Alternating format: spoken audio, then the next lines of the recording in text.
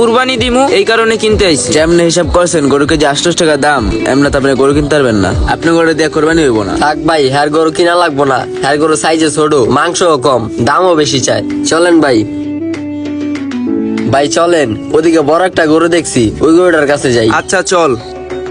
গরুটি কি ভাই আপনার নি? এই সিরিয়ালে যে কটা দেখতাছেন সবই আমার। গরুটি কি আপনি পালছেন না কিন্না লইছেন? পালছিও কিনছিও, এত কিছু জানি না লাভ আছে? গরু কিনবেন নি এটা কন। কি রে ছোট, তুই কিছু কস না কে? তোমরা দুজন বড় ভাই এদিকে আসো, তোমার দুজনের উপর কথা কওয়ার কোনো অধিকার আমার নাই। ওই বেটা দেখ, এই জায়গা তো কালা কোনো গরু নাই, গরুটিও বড় বড় আছে, মাংস বেশি হইব। দেখ পছন্দ হয়নি? হ ভাই, তাহলে এই গরুটা নেন, গরুটা সুন্দর আছে, মাংসও বেশি আছে, একটা না 2-3 বছর মাংস খাইতারুম। আচ্ছা ব্যাপারী সাহেব, ছোট ভাইয়ের যেহেতু গরুটা পছন্দ হয়েছে, সত্যি কথা কইতে আমারও গরুটা পছন্দ হয়েছে। আপনি যদি এখন দামে আহেন তাহলে গরুটা নিয়ে যাম। এই যে ভাই গরুটা দেখতাছেন